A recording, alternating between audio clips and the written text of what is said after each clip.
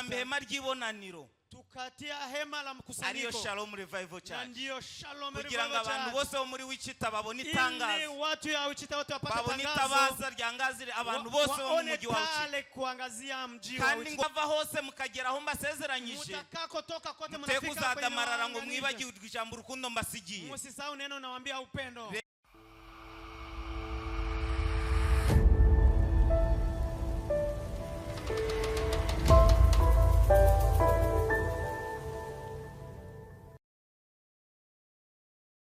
Haleluya, haleluya. Amen. Yesu ashimwe, Yesu ashimwe. Muranezerewe mwese? Munafurahi wote? Ubwo twatangiye rero tunyarukera mu tangiriro cye cya 12. Twende kwa kitabu cha Mwanzo sura ya 12. Tangiriro 12 umurongo wa mbere uramanura ugeze ku wa 3. Wahabonye hasoma mu rurimi? Nimba ntawe nahasoma nta kibazo ugira ducunguze uburyo umwete.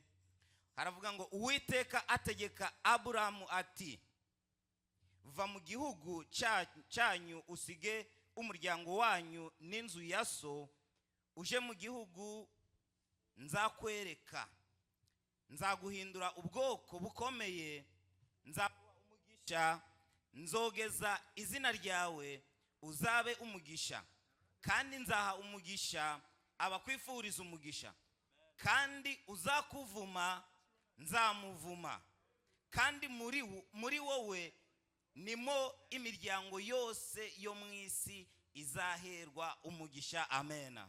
Nimba w'igiswahili yasoma wa lugha ya Swahili. Amen. Amen. Bwana akamwambia Abraham, toka wewe katika nchi yako na jamaa yako na nyumba ya baba yako, uende mpaka nchi nitakayo kuonyesha. Mstari wa 2, nami nitakufanya wewe kuwa taifa kubwa na kukubariki na kulikuza jina lako, nawe uwe baraka. Mstari wa 3, nami nitawabariki wakubarikio, naye akuranie nitamrani, na katika wewe jamaa zote za dunia watabarikiwa. Amen. Amen. Ijambo riratubwiye ngo, neno nituambia hivi, Imana yabye Abraham atari yitwa Abraham. Mungu alimwambia Abrahamu kabla hajaitwa Abraham. Abraham abatamuzi ni mwene Tera.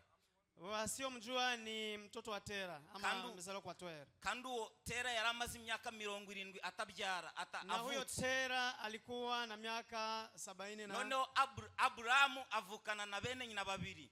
Abraham akazaliwa na wandugu zake wawili. Imana irazira mubwira ngo va mu gihugu cyawe. Mungu akamwambia toka kwa nchi yako, maze ugende mu gihugu nzakwereka. Uende ukakae kwa nchi nitakuongoza. Aho ngaho Imana arishatse kumenyesha muri kigeni iki? Nini Mungu alitaka kumaanisha kwa siku za leo? Menyesha genda uve mu gihugu urimo. Toka kwa nchi ambayo unakaa. Abavuye mu bindi bihugu ni bande? Waliotoka kwa nchi zao za kazaliwa ni wawapi? Ni bande yewe nta mubizi ko twavuye ara hakurya. Nani mwenye ajue alikotoka? Muve hariya hakurya. Mutoke huko. Mugende mu gihugu cha Wichita. Mufike kwa nchi ya Wichita. Kandi muri ico gihugu. Na kwa nchi ya Wichita hiyo. Abazaguha umugisha. Watakao kubariki. Nanje nzabahereza umugisha. Nami nitawabariki. Ukomeje mu hara hepfo aravuga ngo. Ukiendelea chini kunasema hivi.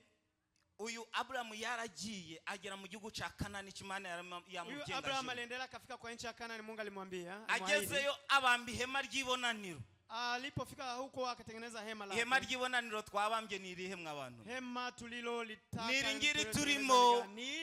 Yabambye hema hariya mu kindi gihugu cy'Kanani. Alitengeneza kajenga hema kwa nchi ya Kanani. Kitwa Ibetel. Huko Bethel. Ninguko twavuye hariya. Ni vile tulitoka huko. Noneho Revera ava muri Michigan. Reverend akatoka Michigan. Nanje mva muri Afrika. Nami nikatoka Afrika. Ariko duhuriye hano. Lakini tuko kutania hapa tubambe hema ry'ibonaniro. Tukatia hema la mkusanyiko. Ariyo Shalom Revival Church. Ndiyo Shalom Revival Church. Kugira ngo abantu bose bo muri Wichita babone itangazo. Ili watu ya Wichita wote wapate tangazo. Babone itabaza ryangazire abantu bose bo mu mujyi wa Wichita. Kuangazia mji wa Wichita. Kandi ngo abantu bose bazaguha umugisha. Na watu wote watakao kubariki. Abantu bazahereza umugisha itorero rya Shalom Revival watakaobariki kanisa lenu hili bazaboneramo umugisha mu mvugira amena. watapata baraka. Abantu bazabatera katsi watakaowalaani Imana nayo izabahana, izabavuma atawalaani kubera Imana izi impamvu yabazanye kwa ahangaha. Mungu anajua sababu. Haleluya, haleluya. Amen. Dukurikira icyo Imana yatuzaniye aha muri mujyi wa Buki.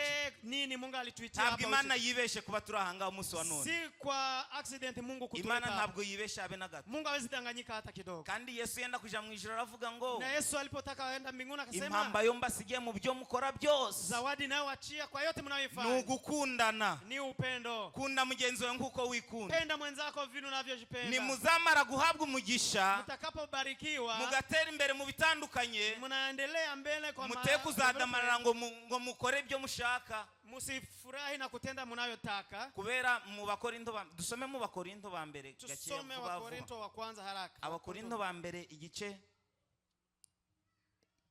turebe Wakorinto wa kwanza igice cha 13 mstari igice cha 13 umurongo wa mbere. Nubwo navuga indimi z'abantu n'iz'abamarayika ariko singira urukundo mba mpindutse nk'umuringa uvuga cyangwa icuma kirenga. Manura kuri gatatu.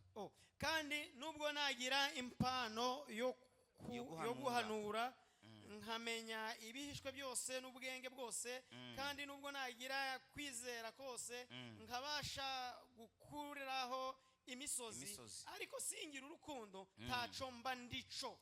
Kandi nubwo natanga ibyanje byose ngo ngaburire abakene ndetse kitanga ubwanje ngo ntwikwe ariko singira urukundo ntaco byamarira. Igiswahili wa Kiswahili tusome. Ndachafiti minota. Unabaki na dakika 2. Tutakuongezea moyo labda. Nta kibazo. Nijaposema kwa lugha za wanadamu na za malaika kama sina upendo nimekuwa shaba iliayo na utupu uvumao upatu uvumao.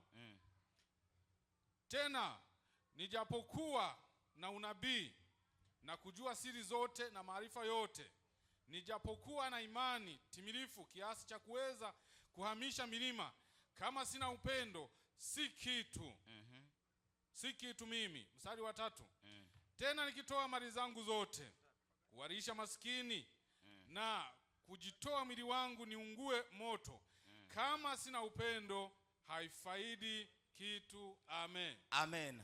Muzi mpamvu aba bose bavuye mu gani mastate bakaza ngaha. Mnajua kwa sababu gani hao wote wametoka sehemu mbalimbali wakaja? Nukubera urukundo. Ni kwa sababu ya upendo wanao. Murabizi urugendo ruravuna. Mnajua safari inachosha. Mushobora kureba ngo se hari hakurya si minota ingana. Unaweza kuona sini hapa si. Ariko urugendo ruravuna. Lakini waambie safari inachosha. Hari abagenda ntibasohore. Kuna wale wanaenda na hawatafika. None utekereje icyo ngicyo wava mu rugo wawe ra. Ukifikiria hiyo unaweza toka kwako. Ti wavi wawe. Hawezi toka hata. Rero kubona aba bose bavuye ahangaha. Bavuye wote wametoka kwao bakaba basohoye na wamefika hapa. Nukubera urukundo. Ni kwa sababu ya upendo. Iyo muzava hose mukagera aho mbasezeranyije. Mutakako toka kote mnafika kwenye uzadamarara ngo mwibagirwe ijambo urukundo mbasigiye. Musisahau neno nawaambia upendo. Rero abakristo ba Shalom Revival. Kristo wa Shalom Revival Church. Uru rukundo rwo ndi kureba umunsi wa none. Ona upendo gani mimi naona leo. Murukomeze. Muendelee hivyo. Nabararitswe mukava hirya. Na mulioalikwa kutoka sehemu mbalimbali. Niba batumira. Wakiwaalika. Muzagende. Nendeni. Mutekuzatinya. Musiogope. Kandi Imana yabatumye ahangaha ifite impamvu. Na Mungu aliwatuma hapa na sababu. Kugira ngo mubere itabaza abantu bose bo mu mujyi. Ili muwe tanja kugira ngo bakire ijambo ry'Imana. Na ili wapokee neno la Mungu. Maze nuko bakizwe. Na ili waokoke. Umuntu atumva ijambo ry'Imana. Mtu asiyesikia neno la Mungu. Burya nta nubwo yakuyamenya nuko Imana iriho. Atajuaje kama Mungu hayupo? Ijambo rero mbasigiye. Neno ninaoachia. No gukomeza urukundo. Ni kuendelea upendo. Imana ikunda abanyakanani. Mungu amependa watu wa Canaan. Yoherezayo Abraham. Akatuma Abraham huko. Abantu bamukunze Imana bahumugisha. Waliompenda Mungu akawabariki. Abazabakunda namwe Imana izababariki. Mungu awabariki katika jina la Yesu. Kandi muzagumya gutera imbere na mutaendelea kwenda mbele. Imana ibahereze umugisha. Mungu awabariki. Ijambo Imana yari yateguye mu bahereze Mungu ni hilo. Mungu awabariki sana. Niryo ngiryo Imana ibahereze umugisha. Asante sana. Murakoze cyane Imana ibahereze.